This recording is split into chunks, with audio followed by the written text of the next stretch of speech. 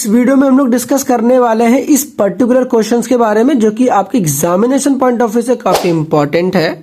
तो सबसे पहले वीडियो को पॉज करें और खुद ट्राई कर लिया नहीं हुआ ना। राहुल जी, आप कुछ कहना चाहेंगे? अगर बच्चों ने बेसिक नहीं सीखा तो खत्म, टाटा, गुड बाय, गया। तो सबसे पहले क्या सीखेंगे हम लोग? बेसिक पार्ट को। तो चलो बेसिक की तरफ मूव करते हैं, उसके बाद क्वेश्चन करेंगे।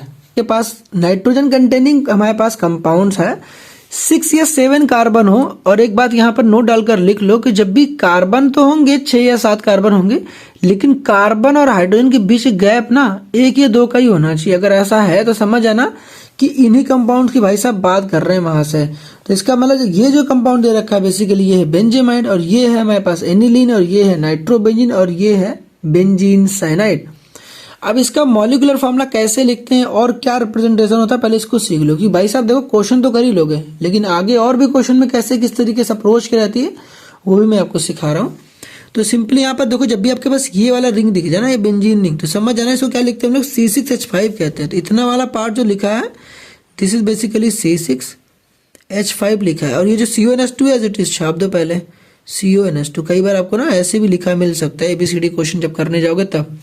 जब ये वाले क्वेश्चन होंगे तो क्या करोगे, इसको C6H5 और इसको लिखोगे NH2। ये बात समझ में आ गई? बेसिकली देखो मैं आपको से कह क्या रहा हूँ कि जो आपके पास ये बेंजीन रिंग वाला पार्ट है ना, इसको हम लोग लिखते हैं क्या है, C6H5 कहते हैं। इसीलिए मैं कह रहा हूँ ये वाला जो येलो वाला पार्ट है वो ये है। तो इसलिए मैं बार बार कर क्या रहा हूँ, ये जो नीचे वाला पार्ट को मैं C6H5 कर लिख रहा हूँ। यहाँ पे भी सेम कांड करूंगा, C6H5 और यहाँ पर होने वाला NO2। यहाँ पर क्या लिखने वाला हूँ, C6H5 और यहाँ पर लिखूंगा CN। पेपर में जब आप ABCD टाइप के क्वेश्चंस करने जाओगे तो आपको ऐसा भी लिखा मिल सकता है। अब अगर आपको ना इसमें देखना कितने कार्बन है, तो एक देखो 6 कार्बन तो यहाँ पर थे, एक कार्बन यहाँ पर, टोटल कार्बन कितने हो गए यहाँ पर 7 कार्बन, 6 यहाँ पर, 1 यहाँ पर, 7 कार्बन हो गए। हाइड्रोजन कितने हैं, 5 यहाँ पर, 2 यहाँ पर, कितने हो गए, 7 हाइड्रोजन हो गए। उसके बाद यहाँ पर ऑक्सीजन कितने हैं, यहाँ पर 1 ऑक्सीजन, तो यहाँ ऑक्सीजन लिख लो, नाइट्रोजन 1 था। तो इस तरीके से हम लोगों ने लिख लिया। समझ में आ गया ना? तो ये जो आपने लिखा है ये वाला चीज, ये है मॉलिक्यूलर फॉर्मूला किसका, बेंजेमाइड का। सेम काम यहाँ पर भी करना है। कितने कार्बन है, 6 कार्बन है, तो 6 कार्बन लिख लो। हाइड्रोजन कितने हैं यहाँ पर, 5 यहाँ पर, 2 यहाँ पर, कितने हाइड्रोजन हो गए, 7 हाइड्रोजन हो गए। और यहाँ पर नाइट्रोजन था, यहाँ पर नाइट्रोजन लिख लो। ठीक है। उसके बाद देखो यहाँ पर कितने कार्बन है, कार्बन तो 6 ही है। हाइड्रोजन कितने हो गए, हाइड्रोजन 5 ही है। और उसके बाद जो चीज लिखा है एज इट इज ही रहेगा। यहाँ पर कुछ हम लोग ऐसा कुछ कांड कर नहीं सकते, दैट मीन्स ये पर ये वाला तो एज इट इज ही रहेगा। यहाँ वाले में क्या आने वाला, ये वाला कार्बन और ये वाला कार्बन ऐड हो जाएंगे, तो मतलब ये 6 और इधर एक साथ, तो यहाँ पर भी हो जाएगा 7 कार्बन। हाइड्रोजन कितने हो जाने वाले हैं, 5, और यहाँ पर हो जाएगा कितना, नाइट्रोजन। तो समझ जाना भाई साहब, जब भी आपके पास नाइट्रोजन हो तो कार्बन हाइड्रोजन के बीच गैपिंग है तो है ही नहीं है, फिर है तो एक एक का है। तो जब भी ऐसा हो तो कंपाउंड इन्हीं में से तो आएगा, गारंटीड इन्हीं में से आएगा। अगर हमारे पास कभी भी साइनाइड गिवन हो और यहाँ पर एरो के ऊपर लिखा हुआ वाटर, दैट मीन्स हमें बाय डिफॉल्ट ये समझ के रखना है कि अगर साइनाइड गिवन हो तो साइनाइड के कंप्लीट हाइड्रोलिसिस से बनती है कार्बोक्सिलिक एसिड। अगर हमारे पास साइनाइड फिर से गिवन हो और एरो के नीचे हमेशा लिखा मिलेगा पार्शियल हाइड्रोलिसिस, अगर कभी ऐसा होगा तो साइनाइड के पार्शियल हाइड्रोलिसिस से क्या बनेगा, एमाइड बनने वाला है। ये वाला पार्ट तो डेफिनेटली समझ में आ गया होगा। अब यहाँ पर आओ, अगर हमारे पास कभी भी एमाइड गिवन हो, अगर एरो के ऊपर लिखा हुआ Br2 plus NaOH, that means कई बार आपको लिखा मिल सकता है NaOBr, या फिर कभी ऐसा लिखा हो Br2 प्लस KOH, तो आपको पता होना चाहिए कि Br2 प्लस KOH को पेपर में KOBr भी लिखा मिल सकता है। यहाँ पर होता क्या है, ये जो CO वाला पार्ट है पूरा, ये CO यहाँ से उड़ जाता है, तो बेसिकली यहाँ पर बनती है अमीन बन जाती है। तो यहाँ पर हो जाएगा R और यहाँ पर हो जाएगा NH2। ये बात समझ में आ गई? कुछ नहीं होता भाई, ये जो CO वाला पार्ट है पूरा यहाँ से उड़ जाता है। अगर हम लोग एमाइड की करा दे रिडक्शन, तो रिडक्शन कराने से क्या होने वाला है, यहाँ पर ये जो O है वो कन्वर्ट हो जाएगा H2 में, बन जाएगा यहाँ पर CH2NH2, दैट मीन्स यहाँ पर बन जाएगा R और यहाँ आ जाएगा CH2 और यहाँ पर हो जाएगा NH2। यहाँ पर क्या हुआ है, यहाँ पर हुआ है रिडक्शन, और ये वाला जो ऑक्सीजन था यहाँ पर, ये ऑक्सीजन हट गया है, यहाँ पर 2 हाइड्रोजन अटैच हो गए हैं। अब यहाँ पर बात करते हैं P2O5 के बारे में। तो P2O5 एक डिहाइड्रेटिंग एजेंट है, तो यहाँ पर पानी निकलेगा। बेसिकली यहाँ से ऑक्सीजन और यहाँ से हाइड्रोजन यहाँ से एलिमिनेट हो जाएंगे, यहाँ बन जाएगा साइनाइड। अब ये जो हमारे पास एमाइड गिवन है, अगर हम लोग इसकी फिर से हाइड्रोलिसिस करा दे तो हमें अगेन ऑब्टेन हो जाएगा कार्बोक्सिलिक एसिड। अब ये वाला रिएक्शन लिटरली सच में बहुत इंपॉर्टेंट है, तो प्लीज इसको अंडरस्टैंड बिल्कुल मत करना। तो यहाँ पर आपको पता होना चाहिए कि जब भी आपके पास एलिफेटिक अमीन हो, अगर इसकी रिएक्शन हम लोग करा रहे हो सोडियम नाइट्राइड प्लस HCl के साथ, तो आपको ये बात भी पता होना चाहिए कि सोडियम नाइट्राइड प्लस HCl की जगह पर पेपर में आपको HNO2 भी लिखा मिल सकता है। चाहे आपको ये लिखा मिले चाहे ये लिखा मिले, दोनों का मतलब सेम है। जब भी आपके पास एलिफेटिक अमीन हो तो क्या होता है, ये जो NH2 वाला पार्ट है वो कन्वर्ट हो जाता है OH में, दैट मीन्स यहाँ पर बन जाती है अल्कोहल। तो प्लीज इसको दिमाग में रख लेना कि जब भी एलिफेटिक अमीन होगा तो NH2 कन्वर्ट हो जाएगा OH में, जबकि जब भी आपके पास एरोमेटिक प्राइमरी अमीन हो तो ये जो NH2 होगा कन्वर्ट हो जाएगा N2+Cl माइनस में, दैट मीन्स यहाँ पर बन जाएगा BDC। यहाँ पर क्या हो जाएगा, जो NH2 होगा कन्वर्ट हो जाएगा इसमें N2+Cl माइनस में, जिसे हम लोग क्या कहते हैं BDC, that means benzene diazonium chloride. जहाँ पर एक एलिफेटिक अमीन है तो जो NH2 हो जाएगा वो कन्वर्ट हो जाएगा OH में और यहाँ बन जाएगा अल्कोहल। अगर इतनी बात समझ में आ गई तो एक बात और नोट डालकर लिख लो कि जब भी आपके पास एलिफेटिक अमीन हो और HNO2 के साथ रिएक्शन कराओगे तो भाई अल्कोहल तो बनेगा ही बनेगा। साथ ही साथ भाई साहब यहाँ पर नाइट्रोजन गैस लिबरेट करती है। तो कई बार आपके MCQ वगैरह में पूछा जा भी सकता है कि कौन सी गैस लिबरेट करती है, तो आपको पता होना चाहिए नाइट्रोजन गैस लिबरेट करती है। But in the case of aromatic amine भाई साहब यहाँ पर किसी भी प्रकार का नाइट्रोजन गैस लिबरेट नहीं करता है। अब ये जो आपके सामने BDC बना है, इससे हम लोग मल्टीपल प्रोडक्ट की फॉर्मेशन तो कर सकते हैं, बट फिलहाल आपको सिर्फ 3 बातें आपको फिलहाल के लिए दिमाग में रखना है। पहला तो आपको इसकी रिएक्शन करानी है H3PO2 प्लस H2O के साथ। दूसरा आपको रिएक्शन करानी इसकी एथिल अल्कोहल के साथ, दैट मीन्स यहाँ पर आप लिख सकते हो C2H5 और OH के साथ। और आपको पता होना चाहिए C2H5 OH और क्या लिखा मिल सकता है आपको, CH3 CH2OH।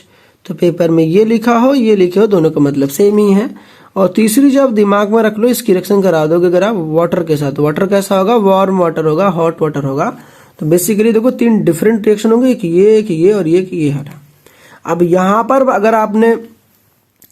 अगर आपने हाइपोफॉस्फोरस एसिड के साथ रिएक्शन करे तो क्या होने वाला है, सिंपली ये जो पूरा टकला है इसको उड़ा देना है और यहाँ पर बना देना सिंपली बेंजीन, दैट मीन्स यहाँ पर खोपड़ी पे आ जाएगा एक सिंपल सा H, दैट मीन्स यहाँ बन जाएगा C6H6 बन जाएगा। ठीक है, बाई प्रोडक्ट में नहीं लिख रहा फिलहाल, तो आपको पता होना चाहिए जब भी आपके पास H3PO2 हो प्लस H2O हो या फिर एथिल अल्कोहल हो और आपके सामने BDC हो, सिंपल सा एक चीज बनेगा जो कि है बेंजीन। तो ये बात आपको पता होना चाहिए।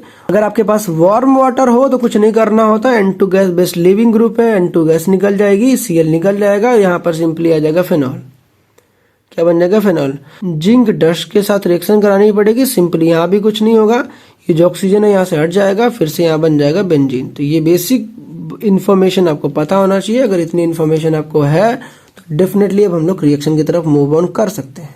कह रखा है कि एक ऑर्गेनिक कंपाउंड है A, जिसका मॉलिक्यूलर फॉर्मूला कितना है, C7H7 और NO है। सबसे पहले हमें दे रखा है कंपाउंड A दिया है जिसका मॉलिक्यूलर फॉर्मूला कितना है, भाई साहब ने दे दिया C7H7 और लिख दिया NO।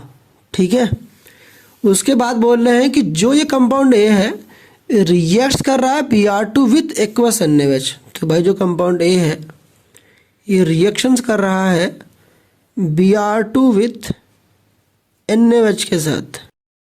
कह रखा है कि टू गिव कंपाउंड B, तो ये बनाता है कंपाउंड B।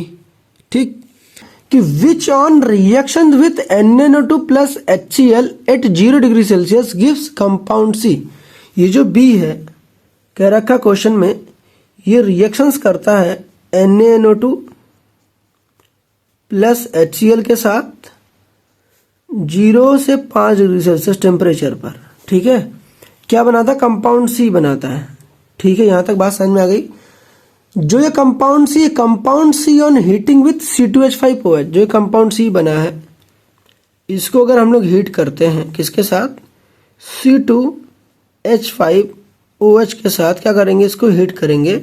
अगर हम लोग इसके साथ हीट करते हैं तो क्या मिलता है हमें, गिव्स अ हाइड्रोकार्बन D। तो हमें एक हाइड्रोकार्बन मिलता है जो कि D है। ठीक है, क्या फिर आगे देखो क्या बोल रखा है कि जो भी कंपाउंड B बना है, ये जो कंपाउंड B बना है अगर हम लोग इसकी रिएक्शंस कराते हैं Br2 के साथ, दैट मीन्स ब्रोमीन के साथ, तो क्या मिलता है हमें, यहाँ पर मिलता है वाइट प्रेसिपिटेट मिलती है, तो यहाँ पर मिल जाता है वाइट पीपीटी। अब इसके बाद हमें ना क्वेश्चन को A B C D and E part को आइडेंटिफाई करना है। इसके बाद हम ना ए पार्ट से स्टार्ट करते हैं। जैसे ही क्वेश्चन वाले ने कहा ना कंपाउंड ए है जिसका मॉलिक्यूलर फॉर्मूला C7H7NO दे रखा है और सामने लिखा हुआ है Br2 + NaOH। मैंने अभी आपको बताया था जब भी कार्बन और हाइड्रोजन के बीच में या तो गैप हो ही ना या फिर एक कार्बन या हाइड्रोजन गैप हो तो भाई साहब पक्की बेंजीन रिंग तो है। तो मुझे समझ में ये बात आ गई जो कंपाउंड ए है उसमें बेंजीन रिंग है, ये बात समझ में आ गई।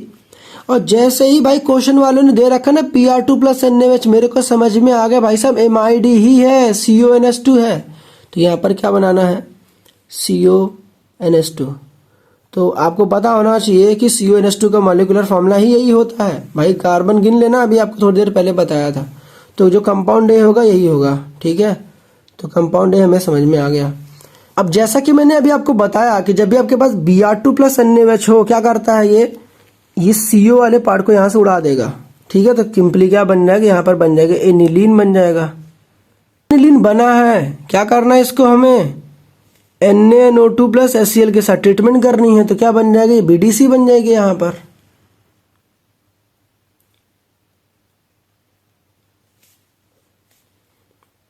BDC बन जाएगा यहाँ पर। तो यहाँ पर सिंपली हो जाएगा N2 + Cl-। भी मैंने आपको सिखाया जब भी आपके पास BDC बन जाए, अगर आप इसकी रिएक्शन करा रहे हो CH3 CH2 और OH के साथ, दैट मीन्स एथिल अल्कोहल के साथ, ये पूरा ही पार्ट यहाँ से हट जाएगा और यहाँ पर सिंपली क्या बन जाएगा बेंजीन बन जाएगा, ठीक है। क्या बन जाएगा बेंजीन बन जाएगा। अभी जो हमारे पास एनिलीन बना है इसकी रिएक्शन कराई जा रही ब्रोमीन वाटर के साथ, पता है ना ब्रोमीन वाटर के साथ क्या होता है ट्राई ब्रोमिनेशन होता है। ब्रोमीन वाटर के साथ रिएक्शन कराने में क्या होता है, ब्रोमीन वाटर के साथ रिएक्शन कराने से एनिलीन का ट्राई ब्रोमिनेशन हो जाता है। दैट मीन्स सारे के सारे ऑर्थो एंड पैरा पोजीशंस पर ब्रोमीन जाकर ऑक्यूपाई हो जाते हैं। दैट मीन्स यहाँ पर बन जाता है 2,4,6 ट्राई ब्रोमो एनिलीन बन जाता है जो कि एक वाइट कलर का प्रेसिपिटेट होता है। तो यहाँ पर भी ब्रोमीन आ जाएगा, यहाँ पर भी ब्रोमीन आ जाएगा और नीचे भी ब्रोमीन आ जाएगा। ये बात समझ में आ गया। तो यही है भाई साहब कंपाउंड ई जो कि है वाइट प्रेसिपिटेट। इसका यूपीसी नेम क्या है 2,4,6 try bromo aniline. I hope so कि ये क्वेश्चन समझ में आ गया होगा। मूव करते हैं नेक्स्ट क्वेश्चन की तरफ।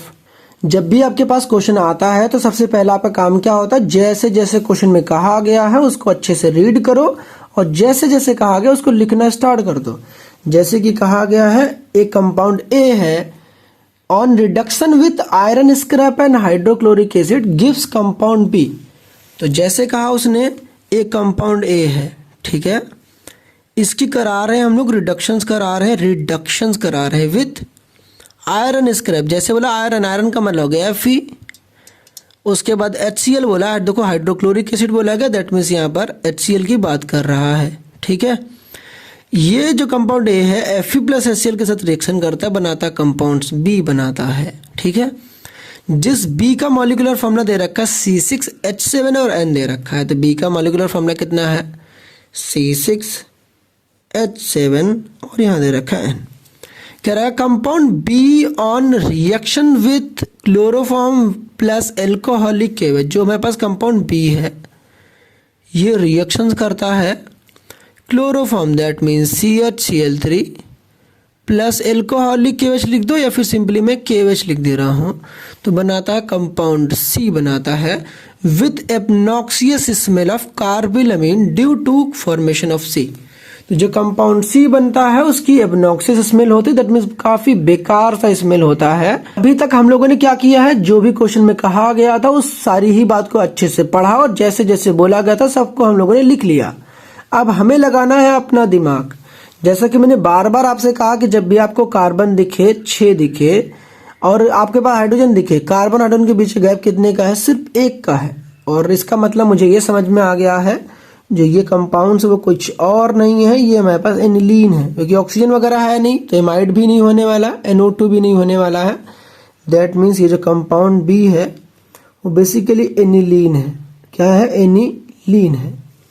अब इसके बाद क्या काम करना आपको, यहाँ पर भाई साहब ने जो ये एनिलीन बनी है इसको रिएक्शन कराई है क्लोरोफॉर्म प्लस KOH के साथ और यहाँ पर बहुत अच्छी बात ये है कि आपको पता होना चाहिए क्लोरोफॉर्म प्लस KOH या तो कार्बिलमीन में यूज होता है या फिर कहाँ यूज होता है बता दो, रीमर-टीमन रिएक्शन में यूज होता है।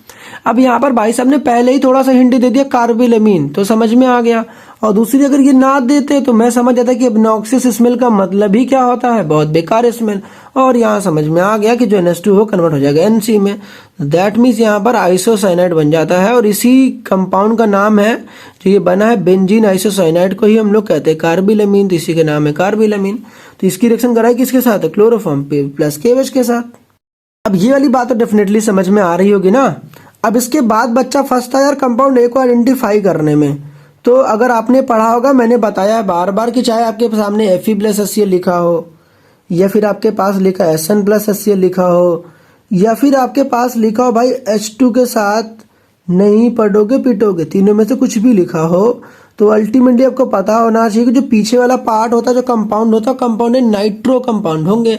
तो नाइट्रो कंपाउंड में ही भाई साहब Fe+HCl या फिर SN+HCl यूज होता है। तो यहाँ पर बेसिकली कुछ और नहीं है, नाइट्रोबेंजीन है। तो बेंजीन बनाओ, उसे खोपड़ी क्या बना देना, NO2 बना देना है। तो जो कंपाउंड ए रहा वो क्या है, नाइट्रोबेंजीन। जो कंपाउंड बी है वो है एनिलीन और जो कंपाउंड सी है वो बेंजीन आइसोसाइनाइड। समझ में आ गया ना। तो मिलते हैं नेक्स्ट वीडियो में। Till then keep learning and keep improving.